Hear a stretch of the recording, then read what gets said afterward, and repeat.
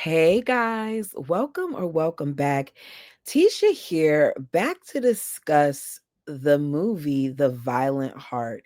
I had absolutely no intentions on doing this today.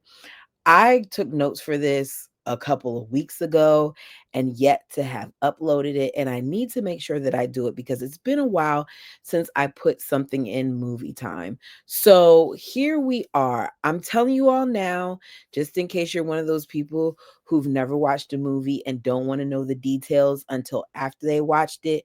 Go watch it and come back so we can discuss because I will be giving spoilers in this movie recap. Okay. So go ahead and do me a favor and hit the like button because today we are diving into this slow burning, I guess we'll call it a mystery. Maybe we could call it drama, The Violent Heart. This film was from 2020 and it blends what I'm going to call an inappropriate romance with dark family secrets, grief, and unsolved trauma. By the end of the movie, I had a mixture of feelings, and I'm interested in knowing what yours were. Because although this is a movie, for so many people, this story could be a reality. We'll talk about some key moments, the big twist, and what it means. So let's get into it. The story begins with the film opening with this young boy that we later learn is Daniel. Now, at the time, he's around 9 years old, and his family is excited because they are being reunited with the return of his father, who was previously stationed in Afghanistan. They're excited, but his sister seems a little off, like something is on her mind. We later see his sister, whose name is Wendy, sneak out with a bag and hop into this car. Daniel gets on his dirt bike and follows this car. Like he is really, really chasing behind this car on his bike. She is Wendy. She is 17 and she is heading to this secret meeting, this secret spot with this guy. But we don't know who the guy is. All we know is this is the last time he will see his sister in her current condition because the next thing you know, Daniel is chasing her or the sound of her through the forest as he hears pow pows and he never sees the face of the person who did the pow pows. He runs, stumbles into this hole, and discovers her. I hope you can see the shock on his face because I know this is very, very dark, but it is a dark film at times. Like the shots are very dark. And I try hard to find some stuff on the internet, but I couldn't. So this is the best I could do. So, as I said, he finds his sister, and then the movie jumps forward to about 15 years. We see this young man who is now adult Daniel. He is 24 years old and he is an auto mechanic. Daniel lives at home with his mother, who is played by Mary J. Blige, and his younger brother Aaron. His father is currently not there. He is once again stationed in Afghanistan. He is a decorated hero that tends to spend a lot of time doing missions out of the country.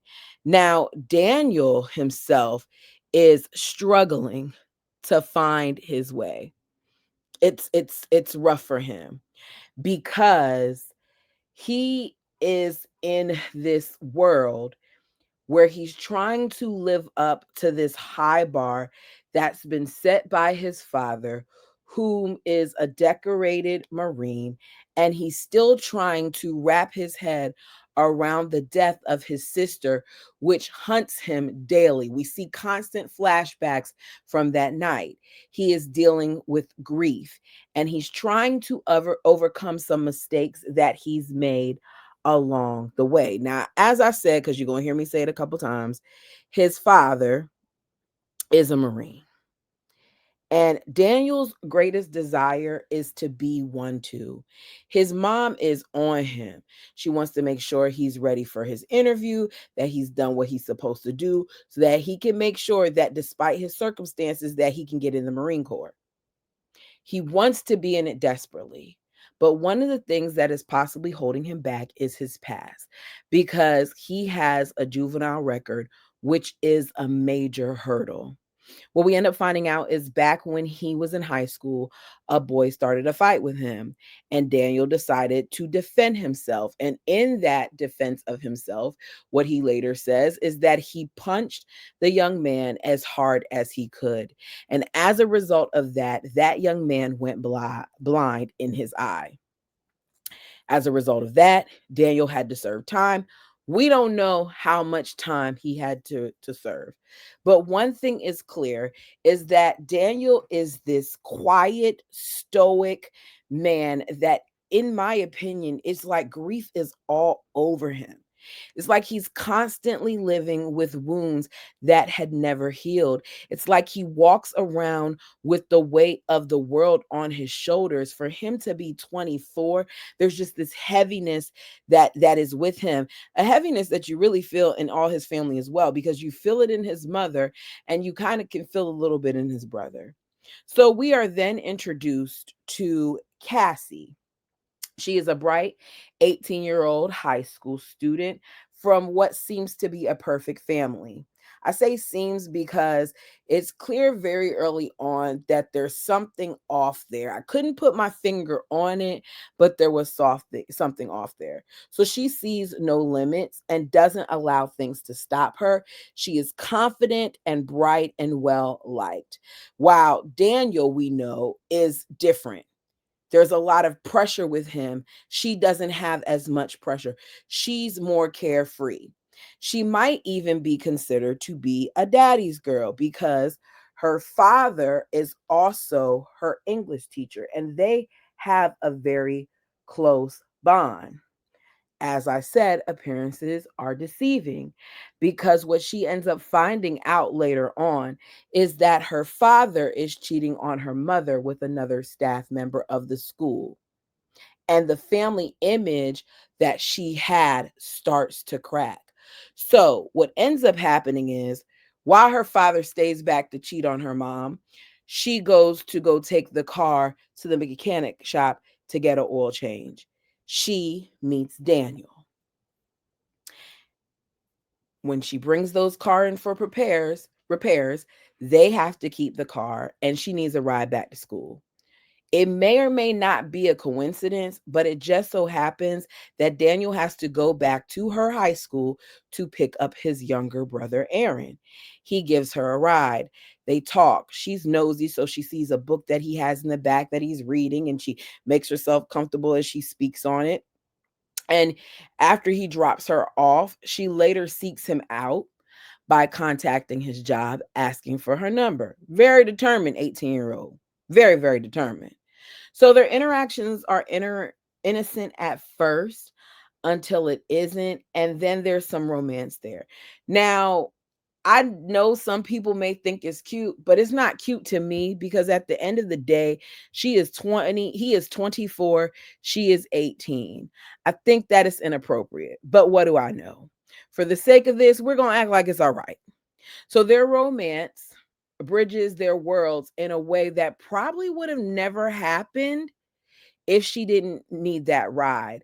And I wonder what would have come of Daniel if he didn't give her that ride. So Cassie and Daniel grow closer. And for a while, things feel hopeful for the both of them. They're spending time with each other. She says he looks at her in a way that nobody else does. They do they do what could, yeah, y'all get it. Anyways, so Cassie's parents find about the relationship and they, of course, object to it because in their eyes, Daniel is a bad guy. I don't know how small their town is that was the conclusion they came to, or how they would even know Daniel to know that. Maybe the injury that the other high school student sustained was that bad that the father knew about it. I don't know, but for whatever reason, they, thought that he was a bad guy. So we later see Daniel be interviewed in Nashville for the Marines, and Cassie happens to go there with him as well because she wanted to hang out there, and she used it as leverage against her father because she knew that he's a cheater. So he has the interview. It doesn't go as planned. He ends up getting told that he cannot be in the Marines, even though his father is so wonderful, even though they had him jump through hoops to even get to this point, that his record is not going to allow it. So he's all upset about it. He comes out. He's, frustrated and things of that nature. He's confiding in Cassie, and Cassie lets him know that she knows about his sister, which leads him to eventually opening up about his sister's death. So we find out that they visit Wendy's grave often, and we see that he watches old recordings of her, not just him, but his brother Aaron as well. And he's constantly hearing her voice, and he remembers the conversations that they had. And he is always haunted by the fact that the killer was never caught. He wants to start over. I can't begin to imagine how much those memories plague him, and how confined he feels because of his record. Because in reality, he wants to go away. He doesn't want to be there anymore, but he kind of feels stuck. Cassie is very intrigued by Daniel's death, and it's clear that he's different from the other guys at school. As I said, their connection is growing. She sees a softer side, but there's also tension there because Cassie is caught in this emotional thing of discovering her father's betrayal and what she ends up finding out. So one day, while at his home, he lets Cassie know because she comes out to the house, they're talking. He has this feather in his hand, and he lets Cassie know that the feather that he's holding is a feather that he made a long time ago, that there were two of them, one in which he made for himself and one in which he gave to his sister. The one that you see here pictured is the one that his sister was holding. Cassie sees this feather and remembers seeing that same feather in her father's car on the ground when she was a little girl. But she doesn't tell Daniel that. Instead, she starts her own investigation. Quietly and carefully, she's piecing together timelines and clues. All signs now are pointing to her father. So she remembers as a little girl finding a feather in her father's car, picking it up and laminating it. We see her in present day, search through old things, and she finds the feather in that same lamination, and it is identical to the feather that Daniel has, meaning her father did it. So we see her in present day, as I said, finding that feather. And what she decides to do is she decides to get on the keyboard, and she decides, not even keyboard, the typewriter, and she decides to type this out, put it in an envelope, and have it anonymously show up in at the high school on her father's desk. So she sends the thing to her father, and as you can say, it says, "Why did you ill her?" He is looking at this note and she is watching his reaction. Now, Cassie's dad thinks that Daniel is the one who wrote the note. So, what he does is he puts that same note on Daniel's windshield and watches him. And Daniel has no clue what that is, it doesn't pertain to him. So, he just tosses it with no clue what it's about. Well, this little bugger sitting there watching him sees him tossing it, and now he's even more confused. So he's rattled at this point. He goes home, he's searching, trying to find his GUN. He grabs that, then he finds the typewriter, types on it and realizes that his daughter had to type it because of the way that it appears on the paper. Once again, he did it. He goes to ask Cassie about the note, but he's a chicken and he can't do it. Cassie texts Daniel, lets him know she needs his help. So, of course, he lets Aaron know he's going ahead to Cassie because Cassie needs him and he leaves. And I said, this is not going to be good. I don't understand why Cassie would reach out to him instead of reaching out to the police. So, she's attempting to sneak out when her father confronts her about the letter. The realization is chilling because he doesn't deny that he did it. He tries to lie about it at first, claiming that his sister was going to go to the police and that he didn't want to lose his family. And he is definitely the man that murdered Wendy. He did it for his family. And he doesn't want people to know that the truth is that he had an affair with Wendy. So Daniel walks in, overhears this conversation. Y'all already know Daniel has an anger problem. Daniel demands to hear everything. Daniel gets so upset about it that he ends up strangling the man, and the fight ensues. He is choking this man out. This is the man that destroyed his family. This is the man that has taken his sister, who has caused his mom pain and his brother pain and his father pain, and who has caused him to have haunting nightmares, and who has caused him to no longer have someone that he is very close to. So he's so angry that he doesn't let go. And then he unalives the father. And the next thing you know, pow, Daniel is shot by Cassie's mother. She's screaming for her mom to call 911 because the mom didn't know what the story was. She just saw that this black man was in her house trying to kill her husband. So, as he's laying there, clutching his chest where he was shot, we see the flashback of the night. And what ends up happening is Daniel is trying to save his sister, because when he found her, she was still alive. What happened was she took her hand, she rubbed it over her stomach and put his hand there so that he could see that she was pregnant. So he, at his young age, puts his sister on his bike. This moment, y'all, when you talk about some, for me, this was the most powerful. From here on out, was the most powerful part of the movie. He has her on his back as he's driving her on his motorbike, his dirt bike, to the emergency room. So sad. Then you flash back to him lying on this ground in present day, telling her that Wendy had a baby, because nobody knew Wendy had a baby.